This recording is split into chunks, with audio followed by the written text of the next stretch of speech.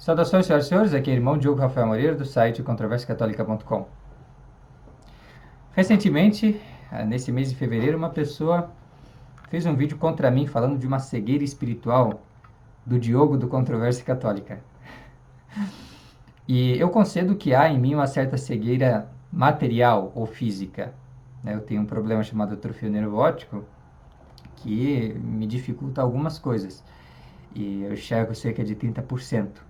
Então isso me dificulta ver as coisas ao meu redor às vezes. Então a gente tem uma certa, a gente poderia dizer, usando cegueira no sentido bem lato da palavra, uma perda considerável ou total da visão, mas bem, com uma limitação que eu tenho e carrego desde a mais tenra infância, é que eu tenho uma certa cegueira.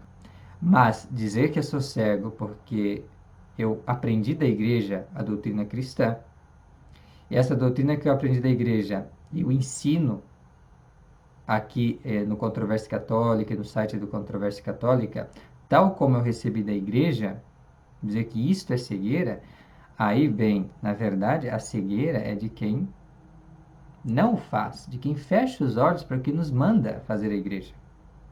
Também para quem não sente com a igreja, como dizia Santo Inácio nos seus exercícios espirituais.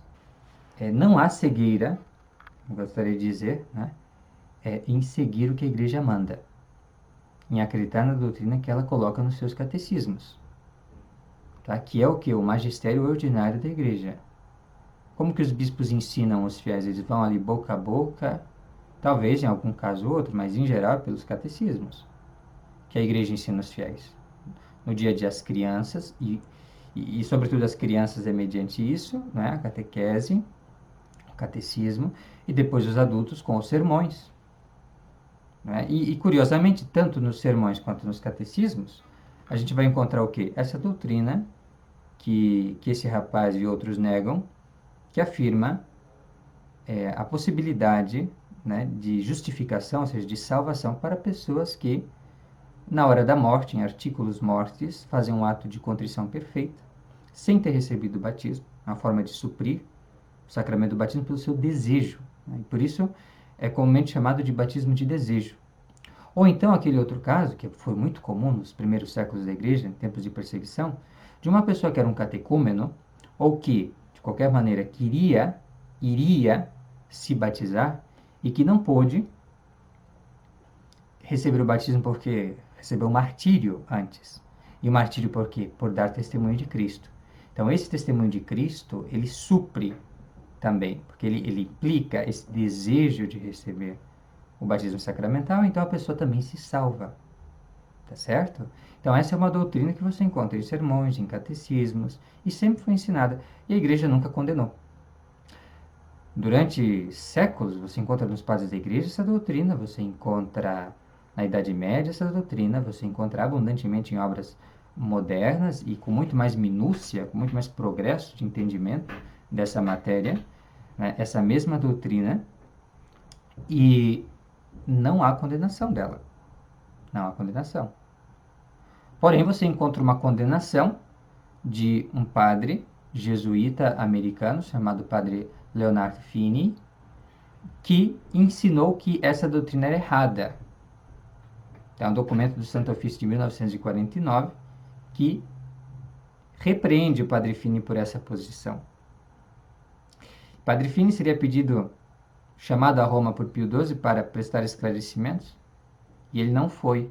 Em consequência disso, ele foi excomungado. Curiosamente, Padre Finney foi reconciliado, entre aspas, e absorvido pela Igreja Modernista do Vaticano II. Ele disse que Paulo VI não lhe obrigou a nada, ele podia seguir com a heresia dele sem problema nenhum. Normal, né? Todo mundo pode fazer isso. Se você é comunista, se você é maçom, se você é liberal, qualquer coisa, você pode estar em perfeita comunhão com a seita do Vaticano II, a seita pós-conciliar, modernista, liberal. Você só não pode se você realmente é católico. Entende? Então, assim, o próprio reconhecimento dessa heresia pela igreja pós-conciliar já é um sinal, né, de que ela não presta. Mas pessoas que supostamente dizem ser sedevacantistas, algumas pessoas que supostamente dizem ser sedevacantistas, não querem acreditar nisso. Tá? Isso é obstinadamente negar ao que nos é proposto pela igreja hierárquica, pela igreja docente. E algo que nunca foi condenado pela igreja em séculos de ensinamento. A igreja vem ensinando isso aí século após século, século após século. Claro, na medida que vão avançando as discussões teológicas, vai tendo um certo refinamento, um certo entendimento, mais distinções vão sendo feitas, tá, no ensino dessa doutrina. Mas você nota ali uma tradição de pensamento disso aí, uma transmissão disso no decorrer do tempo, né, com o devido enriquecimento, mas sem ir do sim para o não, né? Como é o caso aqui, né? Você tem a doutrina da igreja que afirma isso, e aí vem esses aí e negam isso. Então, sem essa mudança do sim para o não, mas um contínuo ensino é sempre favorável à questão do batismo de sangue, batismo de desejo. E a pessoa que fez esse vídeo, ele vai tentar argumentar que os catecismos que eu vou citar, eu acho que eu citei 15 catecismos que ensinam essa doutrina, e tem muito mais, na verdade, todos os catecismos que ensinam essa doutrina, que tratam desse pormenor, aliás, questão do batismo do desejo de sangue, eles ensinam isso. Tá? Então a gente citou ali, só para demonstração, porque na verdade tem mais, tem centenas de catecismos que ensinam isso. A gente citou São João Batista de La Salle, a gente citou catecismos que foram aprovados por Sua Santidade o Papa Leão XIII, por Pio IX, né? Há também um outro, que eu não sei se citei, mas também com breve de Gregório XVI, né, que é o Catecismo do Monsenhor Gomes. O do Monsenhor Gomes não está ali, mas está citado na íntegra em outro artigo do Controverso sobre essa questão do Fora da Igreja na Salvação. Ele tem um breve do Papa Gregório XVI, inclusive ganhou uma medalha do Papa Gregório XVI pelos serviços que prestou à Igreja, e de fato o Padre Gomes, Abbé Gomes, é um autor que a gente deve falar mais nos próximos anos, se Deus nos permite, nos dá força para tanto. Tá? Muito importante a contribuição que ele deu. Tá? E a Igreja deu-lhe razão na sua posição sobre a questão da educação humanística. Tá? Ele condenava essa educação humanística como uma introdução do paganismo no cristianismo.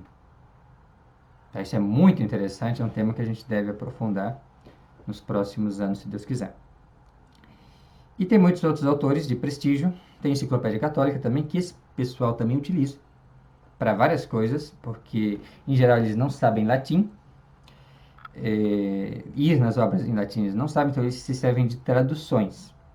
Então, eles servem, sobretudo, porque são dos Estados Unidos, a maioria deles, né, da Enciclopédia Católica.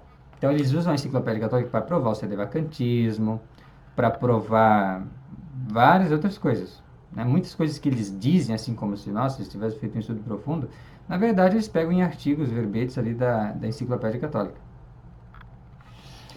E é uma obra boa a Enciclopédia Católica, e ensina precisamente o batismo de desejo de sangue. Né? Mas, claro, eles não acreditam nisso. E assim vai, muitas outras obras também, livros para leigos, né? sobre moral, sobre a lei da igreja. Então tem muitos manuais ali que ensinam isso. E ele vai e tenta impugnar, né? Dizendo que ali tem um erro de doutrina, tem algum problema e tal. E a verdade é que não é erro de doutrina, é erro de interpretação da parte dele. Tá? Então a pessoa não consegue fazer uma interpretação católica da coisa, ou, sabe, supõe uma malícia, supõe uma má fé da parte do autor que não necessariamente está ali, e não está ali na verdade. Né? E, por exemplo, eu me recordo bem de uma parte que ele vai dizer assim, olha só, ali fala do limbo, mas o limbo é uma coisa condenada pela igreja, segundo determinado papa, a igreja não ensina que existe o limbo, na verdade existe o inferno, e essas pessoas que não receberam, as crianças, né, que não receberam o batismo estão no inferno.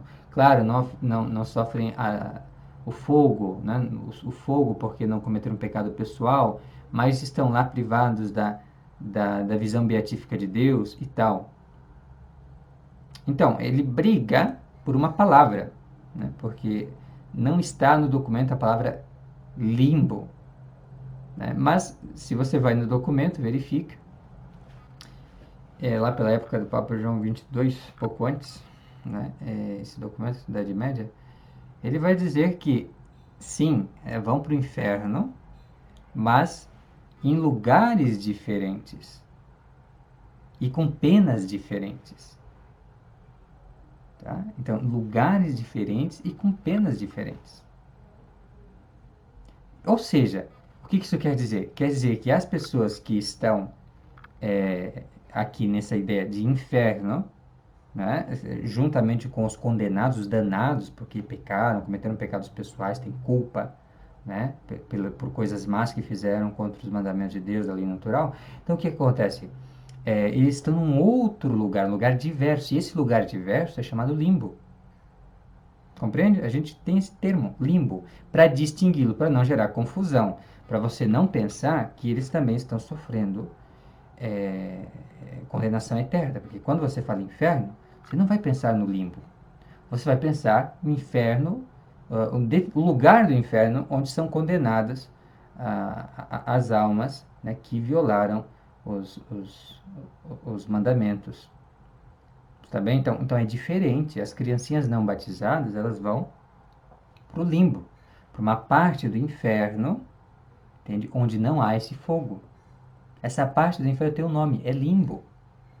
E a pessoa negar o limbo, negar a palavra, entende? E achar que está abafando, é ignorância. Ele não dominou a ideia, entende? Que limbo quer dizer, e faz comete esse tropeço, não é? Então, assim, você nota fraqueza de inteligência de um texto.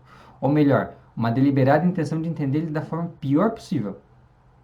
E isso também aparece numa outra parte, onde ele vai falar assim que ele vai dizer assim, ó, e as crianças, né, para o martírio, elas não precisam de um ato subjetivo. Ou seja, elas fazerem um ato explícito de desejo, né, de receber o batismo, até porque elas não têm um ato da razão. Né? Mas o simples fato delas estarem sendo assassinadas, sacrificadas em nome de Cristo, uma situação bem particular, então, quando elas são mortas por Cristo, tá? Aí, neste caso, as criancinhas, elas são mártires de desejos e se salvam. Tá? Onde a gente vê isso acontecer? Isso aconteceu com os santos inocentes. A gente tem uma festa na igreja, né, depois do Natal, dos santos inocentes que foram mártires. Mas como mártires, se eles não tiveram um ato de inteligência, não tinham uso da razão ainda, e não estavam conscientes de que eles estavam oferecendo-se a Deus, que tudo isso. Não, porque não exige isso o martírio. Tá? O martírio exige apenas que a pessoa, objetivamente, esteja sendo sacrificada por Cristo. Compreende? Esse é o testemunho dela. É um testemunho objetivo. Pouco exige do subjetivo. Então, essas crianças aí que foram sacrificadas por Cristo, lá por Herodes, né? Quando Herodes foi e matou aquelas criancinhas, aí elas se salvaram e são santos. Entende? A igreja celebra uma festa antiga da igreja. E a pessoa, em vez de entender isso aí, dizer, não, realmente é verdade, porque afinal, mesmo sendo Antigo Testamento, era necessário que as pessoas tivessem pelo menos o entendimento de que Deus é uno, o entendimento de que ele castiga os maus e premia os bons, que há de vir um redentor, a esperança no redentor, pelo menos essas coisinhas tinha que ter na antiga aliança, né? Ele vai dizer, a antiga aliança ainda estava em vigor, muito bem. Então, na antiga aliança o que vigorava era justamente a pessoa fazer esses atos aí. Esperança no Messias, crer em um só Deus, esperar o seu julgamento. Então, essas coisas básicas era o que se pedia. Então, como que eles puderam fazer isso? Eles não puderam fazer isso. Eles não fizeram isso. Por quê? Porque não tinha precisamente o uso da razão. E ainda assim se salvaram. Então, é isso que está querendo dizer o autor. Simplesmente isso. Está certíssimo. Ele está certíssimo. Certíssimo. E o que a pessoa faz? Ele diz, não, na verdade ele está dizendo isso. E aí você percebe que ele não entendeu nada, bolhufas do que ele está lendo. Ele está fazendo isso porque, na verdade, ele quer que a gente entenda que as crianças que são abortadas, sério que são abortadas porque, não porque por ódio de Cristo, em odium fidei, como se diz, né? Mas que são abortadas aí por N razões, ímpias, certamente, erradas, certamente um homicídio, certamente, mas não por ódio à fé de Cristo, né? Essas aí, elas vão para o céu também, então é isso que ele está querendo dizer. Né? Então, é realmente complicado. Você vê aí que a pessoa não entende, tá, o que ela está falando. Depois, para terminar, a outra refutação que ela diz assim, olha, os catecismos não são infalíveis e blá blá blá, ele vai dizer assim, olha, esse autor aqui está dizendo que uma pessoa, pela sua consciência, simplesmente, seguindo a sua religião aí, qualquer religião, budismo, qualquer outra coisa, que está na infidelidade, que não recebeu a palavra de Deus, que não soube do Evangelho de Cristo, então essa pessoa ela vai se salvar pela sua consciência e pela religião, pela prática da religião. Aí daí ele entende assim, não, isso aí ele está querendo dizer que é budismo, é não sei o quê, né? E o que ele está fazendo? Ele está querendo dizer assim, que todos os homens então se salvam. Simplesmente basta seguir uma religião, ou seja, é o indiferentismo religioso. É isso que ele quer colocar que o autor está dizendo. Mas o autor está precisamente dizendo o contrário. Porque se aquilo ali é uma exceção, entende? A exceção, ela não destrói a regra. Né? Então, uma coisa não tira, não cancela a regra. Tá? É uma exceção e acontece o quê? A pessoa não teve a oportunidade de saber do evangelho. Estava na infidelidade. E, seguindo os ditames da sua consciência, que é a voz de Deus, para ser bem simples, né, na definição, ela vai seguir a lei natural. Certo? E, portanto, ela vai praticar, ela vai estar em um lugar, onde quer que esteja, tá? E vai praticar os preceitos da lei natural.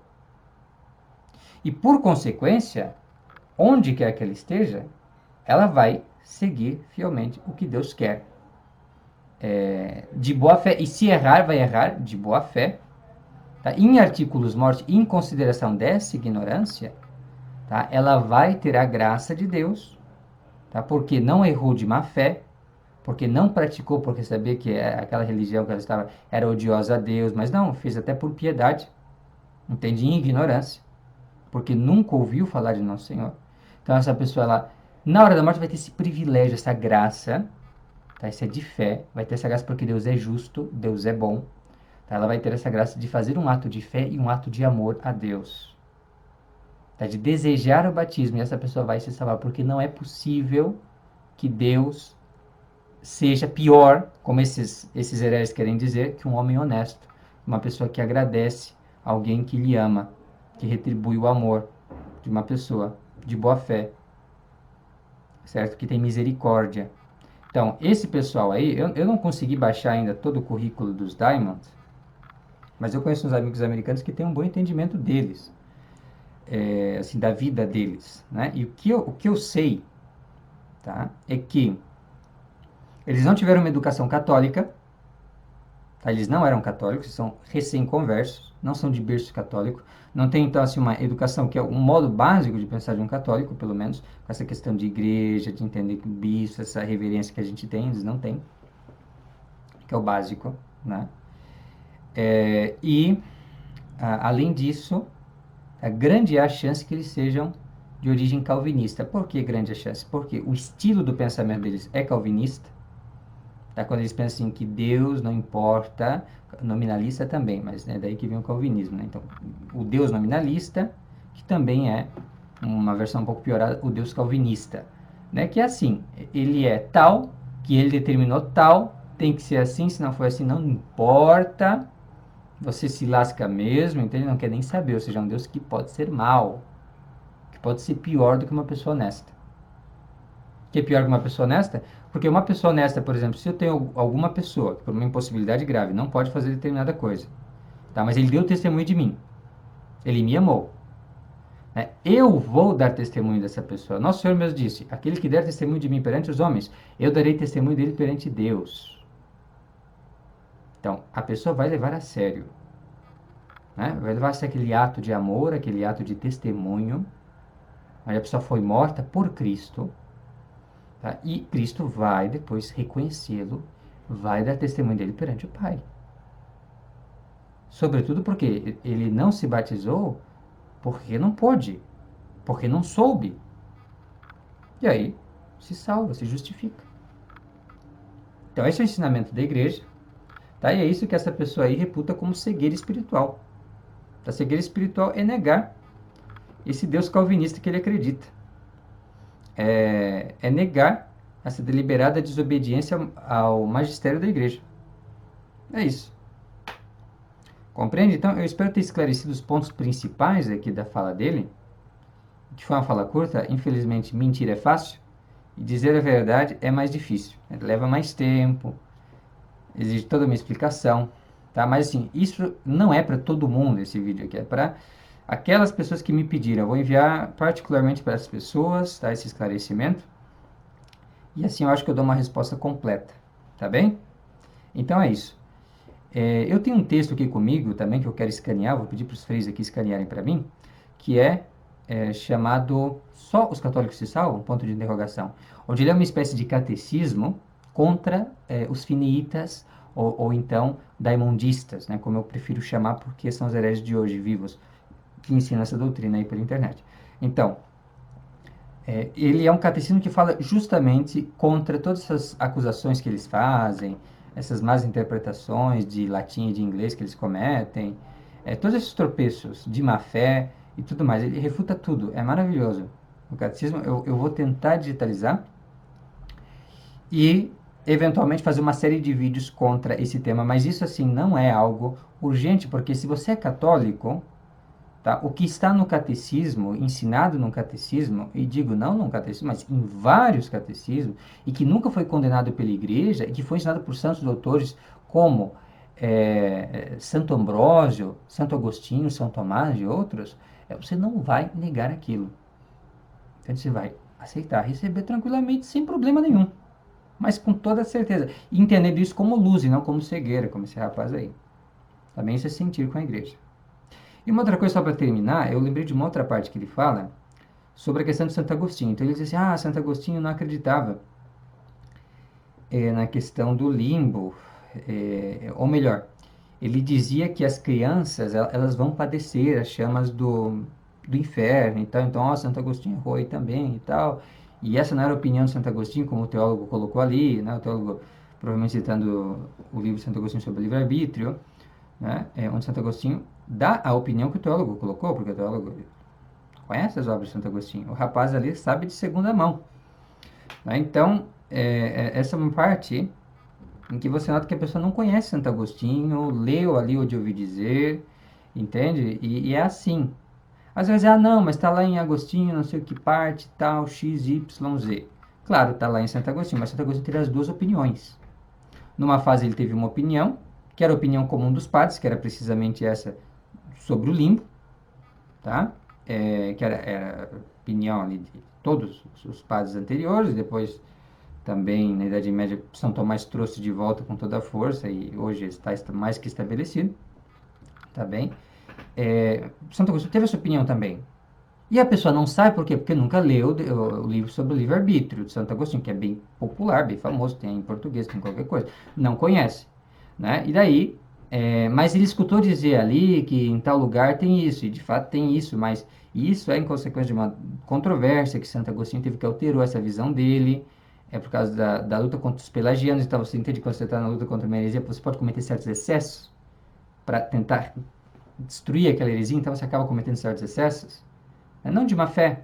Então, às vezes, por exemplo, você está combatendo ali a separação, né, das naturezas humana e divina de Cristo, daí um santo padre, por exemplo, bateu com tanta força nisso que acaba chegando no monofisismo, algo próximo do monofisismo, embora a gente possa interpretá-lo bem. Isso aconteceu. Os monofisistas usavam as obras de São Cirilo de Alexandria, que é um doutor da igreja, um grande padre da igreja, né, para propor o monofisismo. Por quê? Porque ele estava batendo com força ali em Nestório, aí daí gera essa controvérsia, gera essa coisa, e você pode se ceder, tá? Isso acontece, isso é humano, isso pode acontecer, tá? Mas a questão é que Santo Agostinho ensinou também, tá, essa questão do limbo, E nisso ele estava alinhado com os padres da igreja. Isso a gente pode dizer que essa é uma doutrina de consenso unânime dos padres, e que depois São Tomás consolidou, tá, com muita clareza. Tá? Então, bem, se você está com a igreja, você vê que você está bem. Né? Você tem tranquilidade, você não desliza, né, nessas coisas. Mas se você não está, embora ache que está, você não está, você se obstina contra a autoridade da igreja, a autoridade docente da igreja, você quer interpretar tudo com má fé, você segue dois rapazinhos lá de Nova York, de origem provavelmente protestante. Se os pais deles tiveram alguma religião, não se sabe, porque eles não falam. Eles têm que esconder isso, de certo, porque deve ser algo muito complicado, tá? E aí você vai no mau caminho. Tá? Então eu não quero que as pessoas que viram, infelizmente, esse vídeo vão por esse mau caminho. Por isso eu faço esse. Aí essa é a nossa resposta a esse vídeo contra a doutrina católica sobre o batismo de desejo e batismo de sangue. Muito obrigado pela atenção, fique com Deus e até a próxima. Tchau, tchau.